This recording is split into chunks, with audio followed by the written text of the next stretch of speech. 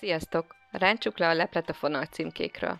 Kezdő horgolóknak ezt ritkán mondják el, pedig rengeteg hasznos infó van rajta. Egy olyan címkét választottam nektek, amin szinte minden rajta van. Kezdjük is a sort a mosási jelekkel. Ez követi a tűméret. Mellette ez a kis négyzet azt mutatja, hogy hány szem és sor fér el 10 centin. Itt a fonal vastagság, erről külön videót hozok majd.